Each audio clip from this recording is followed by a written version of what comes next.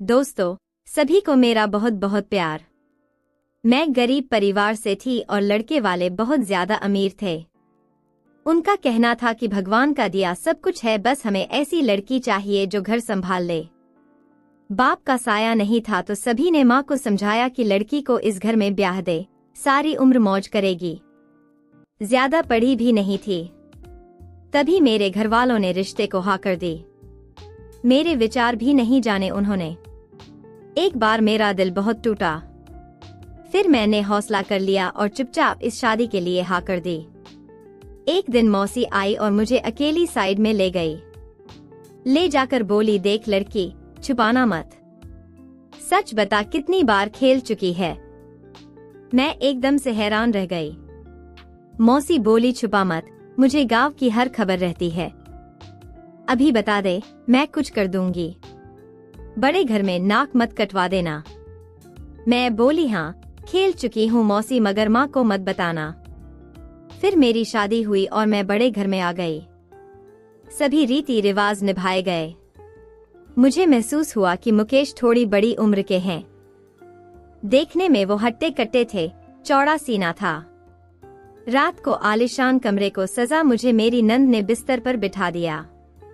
अंदर डर सा था कि चोरी न पकड़ी जाए। मुकेश आए और उनके मुंह से दारू की गंध आ रही थी।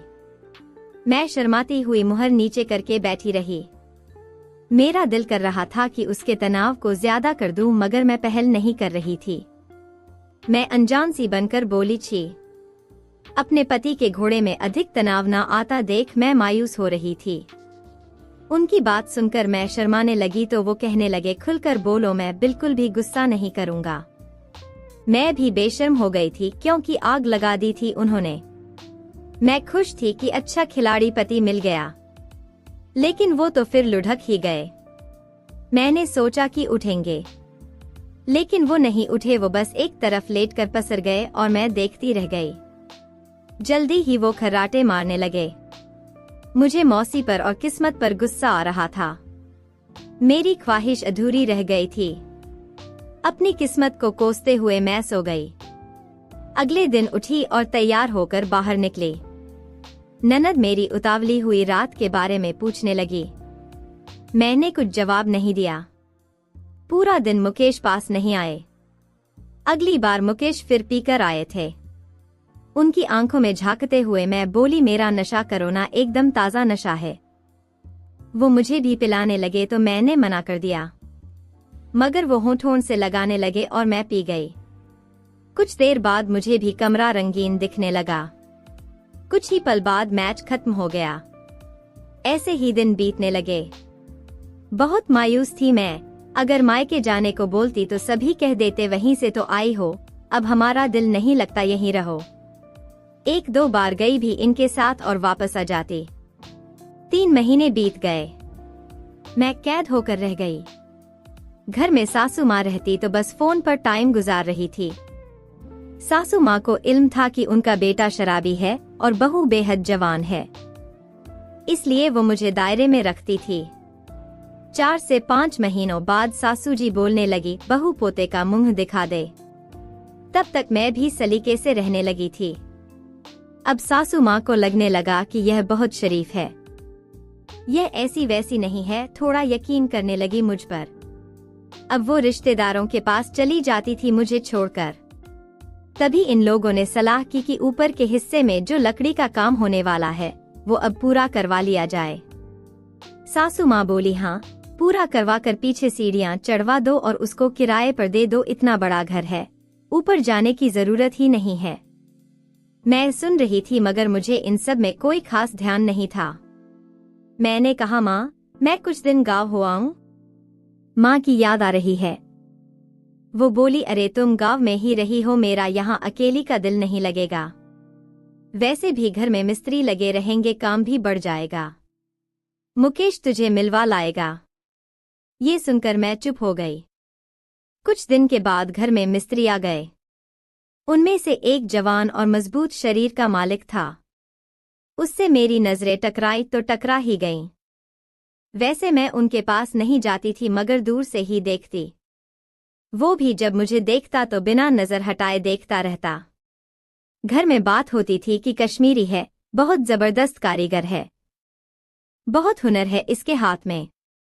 2-4 दिन के बाद उसने दूसरी जगह का काम भी ले लिया और मेरे पति से कहा यहाँ मैं अकेला संभाल लूंगा, बाकी लोगों को दूसरी साइड पर भेज देता हूँ। एक दिन मेरी सास का बीपी कम हो गया था। उनकी बहन की तबीयत खराब थी और ये खबर सुनकर वो परेशान थी। इसलिए मेरी सास सुबह से बिस्तर पर ही थी।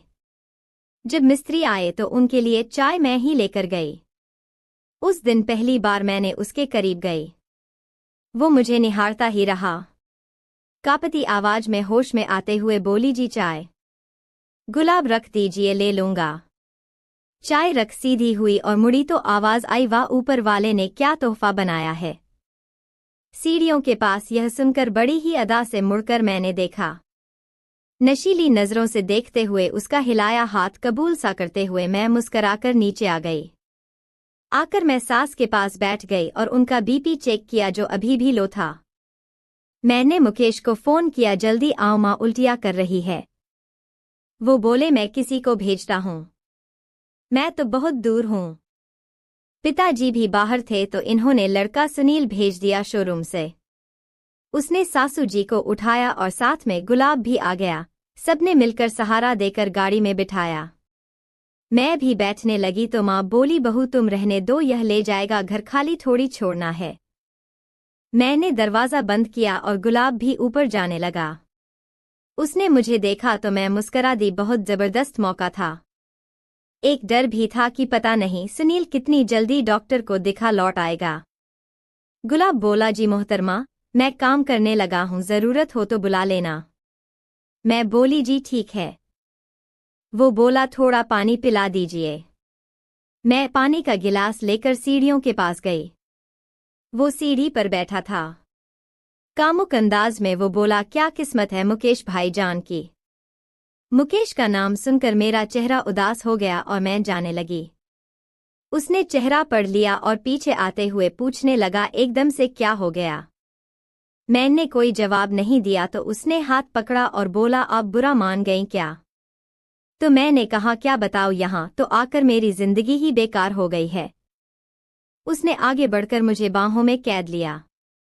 मैं बोली, गुलाब, कोई आ जाएगा कभी भी। वो बोला, दरवाजा तो खोलना पड़ेगा, तभी तो आएगा।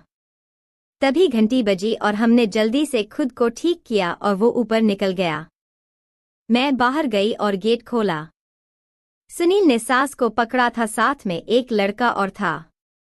उन्होंने सास को रूम में लेटाया और ग्लूकोज की बोतल लगा दी। सास बेहोशी की सी हालत में थी। उनको आराम करने की कहकर वो लड़के चले गए। मैं पास बैठ गई। उनका सिर दबाने लगी, वो जल्दी गहरी नींद में सो गई। गुलाब नीचे ही आ चुका था, सब देख रहा था, मुझे इशारा कर रहा था कि दूसरे कमरे में आ जा। सास की हालत उठने लायक नहीं थी, उल्टी की वजह से कमजोरी बहुत थी। हिम्मत करके मैं दूसरे कमरे में गई क्योंकि किसी के आने की उम्मीद नहीं थी। तभी मुकेश की कॉल आई और मैंने फोन उठाया, हेलो कहिए। मुकेश, कैसी हो और माँ कैसी है। मैं, वो ठीक है, डॉक्टर ने ग्लूकोज लगाया है। मैंने पूछा, आप कब आओगे। वो बोले, मैं तो रात को आऊंगा। मैं बोली, गुलाब बुढ़िया उठ जाए, इससे पहले आज एक बार मैच खत्म कर लिया जाए। फिर वो ऊपर चला गया। मैं सास के पास गई, ग्लूकोज थोड़ा ही बचा था, सास सोई पड़ी थी। रात को मुकेश पीकर लौटा और रोज की तरह सो गया।